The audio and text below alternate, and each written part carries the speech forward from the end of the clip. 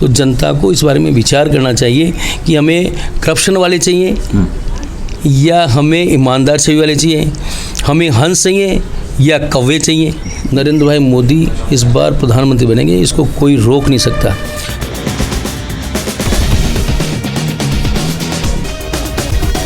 नमस्कार, मैं प्रवीण जाखड़ विधायक.com में आपका स्वागत करता हूं। आज हम लोग जयपुर में और हमारे साथ हैं रामचरण बोरा, जो कि जयपुर के फिलहाल सांसद भी हैं और इस बार बीजेपी की तरफ से कैंडिडेट भी हैं। तो रामचरण जी, आपका स्वागत है विधायक.com में। Thank you. रामचरण जी, इस बार क्या मुद्दे हैं जिनके लिए आप चुनाव लड़ रहे हैं? ज्योति खंडेलवाल के सामने आपकी क्या लड़ाई मान रहे हैं आप?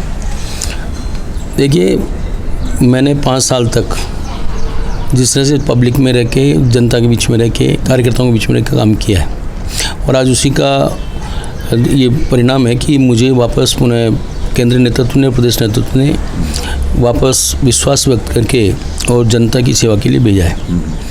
जयपुर में आज बात करनी चाहें तो जितने भी प्रोजेक्ट हैं और जो अधूरे पड़े हैं उन प्रोजेक्ट को पूरा करना मेरा अहम मुद्दा है। दूसरा, पानी का यहाँ पर ज़बरदस्त संकट है। आज बिशलपुर में पानी कम है, मेरे ख्याल से लगभग 1 महीना 1.5 महीने का पानी रह गया है। तो उस पानी जनता के लिए पानी पेयजल की व्यवस्था क्या हो, इसके लिए केंद्र सरकार से जो भी मदद होगी वो करेंगे या राज्य सरकार से बात करके पब्लिक को पानी मिले, इसकी पूरी व्यवस्था करेंगे, पूरा फोर्स करके पानी पिलवाएंगे। हमारे माननीय पूर्व मुख्यमंत्री आदरणीय वसुंधरा राजे जी ने ईस्टर्न राजस्थान कैनाल योजना का बनाकर प्रोजेक्ट बनाकर दिल्ली भेजा है और उस प्रोजेक्ट को धरातल पर लाने का काम करेंगे। 37,000 करोड़ का प्रोजेक्ट है, उससे 13 जिले प्रभावित होंगे और जयपुर भी इससे लाभान्वित होगा। बोरा साहब, पिछली बार आप 5,30,000 वोटों से आप जीते, बहुत बड़ी जीत मानी गई। आपकी साफ़ सुथरी छवि और आपका इंप्रेशन बहुत अच्छा रहा भी है, माना भी जा रहा है और लोग उस आप में एक साफ़ सुथरे व्यक्ति को देखते भी हैं। और मोदी लहर भी थी पिछली बार, इस बार भी मोदी चल रहा है। तो ये फैक्ट्री इस बार कितना काम करने वाला है और आपको क्या लग रहा है, कितने वोट मिल सकते हैं, क्या पोटेंशियल रहेगा? देखिए, ये जनता के हाथ में कितना वोट देना है, कितना वोट नहीं देना है, उनका क्या निर्णय है, क्या निर्णय नहीं है। पर मैं ये कह सकता हूँ, कल की बात को लेकर और 21 तारीख को जब मेरे को टिकट मिला, उससे लेकर अब तक 34-35 दिन आज हो गए। दिन प्रतिदिन ग्राफ बढ़ता जा रहा है, लोगों में उत्साह बढ़ता जा रहा है। लोग ये सोचते हैं 6 तारीख कब आए और कब हम भारतीय जनता पार्टी के पक्ष में मतदान करें। मैं समझता हूँ कि मोदी फैक्टर पहले भी था, मोदी फैक्टर आज भी और मोदी फैक्टर आगे भी रहेगा। इस बार ज्योति खंडेलवाल का एक वीडियो वायरल हुआ है कुछ दिन पहले और उसमें पैसे को लेके कुछ बातचीत हुई है, बहुत मोटे पैसे इस चुनाव में चलने की बात की। तो ये चुनाव मुद्दों की लड़ाई है, ये पैसे की लड़ाई हो गई है या ये है क्या मतलब? क्योंकि ज्योति खंडेलवाल का वो वीडियो काफ़ी वायरल हुआ है, आपके पास भी खबरें आई होंगी, सुना होगा आपने उस बारे में। देखिए, यूपीए गवर्नमेंट रही पिछले 10 साल, उसमें आए दिन करप्शन के चार्जेज यूपीए गवर्नमेंट में लगते रहे। तो ये उसी के एक तना है, उसके ये डालियाँ हैं। तो भ्रष्टाचार, जब तनी में भ्रष्टाचार है तो डाली में तो भ्रष्टाचार अपने आप होगा। वीडियो वायरल हो रहा है, हमने भी देखा है। मैं तो मीडिया के माध्यम से आपको आग्रह करना चाहूँगा कि जनता तक इस बातों को पहुँचाना चाहिए कि कौन ईमानदार रह के आपका ट्रस्टी बनकर, जैसे आपने कहा कि MP लाइट का 29 करोड़ रुपये खर्च किया। मैं पैसे का मालिक नहीं हूँ, मैं जनता का ट्रस्टी हूँ और जनता का कहा हुआ, जनता की इच्छा के अनुसार, जनता की आवश्यकता के अनुसार ऑर्गेनाइजेशन के साथ बैठकर काम करने का जो मेरा स्वभाव है, उसके रूप में मैंने काम किया। आज हिंदुस्तान में और भी हो सकते हैं, सांसद हो सकते हैं, पर मैं अपने आप को गौरवान्वित मानता हूँ कि जनता का पैसा मुझे 25 करोड़ मुझे मिले, 4 करोड़ मुझे पूर्व सांसदों को मिले, 70 करोड़ रुपये मुझे ब्याज मिला। मैं जन्म से ब्राह्मण हूँ, बाकी काम मेरा बनिएगा भी। तो मैंने कलेक्टर महोदय को कहा कि इसका ब्याज भी दीजिए, तो 70 लाख रुपये मैंने ब्याज भी लिया और 29.70 करोड़ रुपया मैंने जनता को समर्पित करने का काम किया। पेयजल में, जहाँ पेयजल की आवश्यकता है वो पेयजल में खर्च किया, जहाँ रोड नेटवर्किंग की आवश्यकता है रोड नेटवर्किंग का, जहाँ स्वच्छता नगर निगम में काफ़ी पैसा, मैं 2-3 करोड़ रुपया, लगभग 3-4 करोड़ रुपये मैंने उस नगर निगम को संसाधन जुटाने के भी लिए दिए ताकि जनता को किसी प्रकार की कोई परेशानी नहीं हो। और आज मुझे कहते हुए बड़ा दर्द हो रहा है कि हमारी सरकार थी यहाँ पर स्टेट में, तब स्वच्छता की क्या स्थिति थी, और आज स्वच्छता की आप गली गली में जाइए, कचरे का ढेर पड़ा हुआ है, वो कचरा उठा नहीं रहा है। आए दिन विवाद बयान आते जा रहे हैं, किसी का पेमेंट हो रहा है, किसी का पेमेंट नहीं हो रहा है, कोई कमीशन मांग रहा है, कोई कमीशन नहीं मांग रहा है। तो ये भ्रष्टाचार युक्त सरकार जो स्टेट में अब आई है, तो इसका आप देख लीजिए किस तरह का हो रहा है। हमने पारदर्शी सरकार देने का काम किया है। मुझे कहते हुए खुशी है कि भारतीय जनता पार्टी एक ऐसी पार्टी है जो कहती है वो करके दिखाती है। योजना बनाने के साथ साथ क्रियान्वयन उसका कैसे होगा उस पर पहले विचार करती है। अभी 5 एकड़ जिन किसानों की ज़मीन है उससे कम ज़मीन, उनको 6,000 रुपये सालाना देने की बात कही। 2 फरवरी को बजट पेश हुआ, 24 फरवरी को 12 करोड़ किसानों के खाते में डायरेक्ट पैसा ट्रांसफर निकाल गया।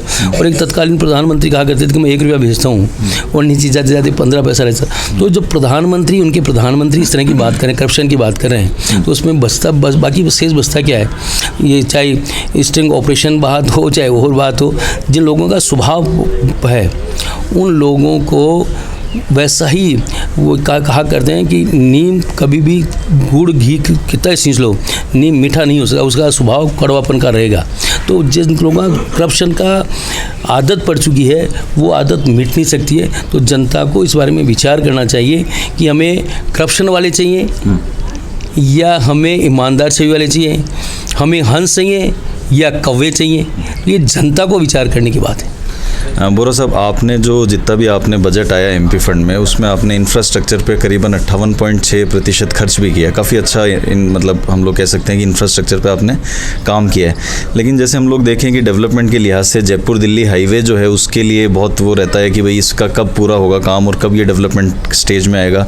जयपुर मेट्रो को लेकर नेक्स्ट विकास क्या होगा, मतलब नेक्स्ट स्टेप्स क्या होंगे, तो उसमें एक सांसद होने के नाते आपका क्या भूमिका रहेगी अगर आप जीत के आते हैं इस बार दोबारा? तो लेकिन निरंतर दिल्ली जयपुर के लिए जो हाईवे है उसको माननीय गडकरी जी अच्छी तरह पूरी तरह से मॉनिटरिंग कर रहे हैं और जल्दी काफ़ी कुछ ठीक भी हुआ है। कोई एक दिन में 50 साल का काम एक दिन में पूरा नहीं हो सकता, हर चीज़ के लिए समय लगता है। आज मेट्रो की बात जहाँ की जाए, मेट्रो सब अर्बन स्टेशन को जोड़ेगी, जब तक नहीं जुड़ेंगे तब तक जयपुर का कंजेशन ख़त्म नहीं हो सकता। एलिवेटेड रोड जब तक नहीं बनेंगे जब तक जयपुर का कंजेशन ख़त्म नहीं हो सकता। आज शिवदासपुरा से लेकर जयपुर तक मेट्रो जुड़नी चाहिए, बगरू से लेकर जयपुर तक मेट्रो जुड़नी चाहिए, चोमू से लेकर जयपुर तक मेट्रो जुड़नी चाहिए, ताकि ये जितने भी सब अर्बन हमारे स्टेशन हैं, इन स्टेशन से जो लोग मेट्रो से आएंगे तो ये 4 पहिया 2 पहिया की जो साधन रोड पर कंजेशन होता है उससे भी निजात मिलेगी, पोल्यूशन से भी निजात मिलेगी और हर दृष्टि से हमारे को ये लाभ मिलेगा।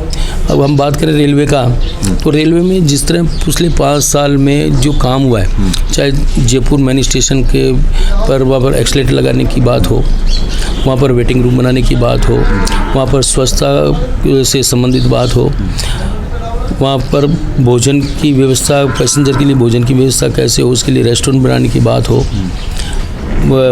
पानी जो 20 लाख लीटर पानी पर डे बह के चला जाता है उसके लिए रिसाइकलिंग करके उस पानी को व्यवस्थित प्लेटफॉर्म धोने के काम में, कोचेस धोने के काम में, लॉन्ड्री के काम में, और बचा हुआ पानी है वो दुर्गापुरा से लेकर और जयपुर स्टेशन तक हमने ग्रीन बेल्ट बनाया, उसमें काम आ रहा है। हर जगह का सोलर का जिस तरह बिजली का खर्चा ज़्यादा रहा था, सोलर पैनल हमने लगाए, आज स्टेशन पर काफ़ी उसका बचत हो रही है। गांधीनगर स्टेशन पे, दुर्गापुरा स्टेशन पे 14 नई रेलगाड़ियाँ हमने 14 रेलगाड़ियाँ रोकने का स्टॉपेज का काम हमने किया। 47 से अब तक इतनी नहीं जितनी एक 4 साल में हो सकती है। तो ये लोग मूल्यांकन करते हैं कि कौन कितना काम कर रहा है, कौन जनता के बीच में रह के काम कर रहा है, कौन एक साधारण दृष्टि से रह के काम कर रहा है, कौन जन सुनवाई ईजी अप्रोच किसकी हो सकती है। हर दृष्टि से मैंने जनता का सेवक बनकर जनता के दुख दर्द में हमेशा मैं भागीदार बनकर रहा हूँ। और आज आप ही कह रहे हैं कि आपकी साधारण छवि है, ईमानदार छवि आप खुद कह रहे हैं, तो उस छवि को निरंतर मेंटेन रहे। मैं प्रभु से यही कामना करता हूँ कि जो मेरा स्वभाव है, जो मेरी छवि है, उसको निरंतर प्रभु इसी प्रकार बनाए। ये थे हमारे साथ रामचरण बोरा जो जयपुर के सांसद हैं। हम लोग जयपुर के जो फीडबैक्स हैं पब्लिक के, वो रिपोर्ट्स लगातार चुनाव तक लाते रहेंगे। नमस्कार।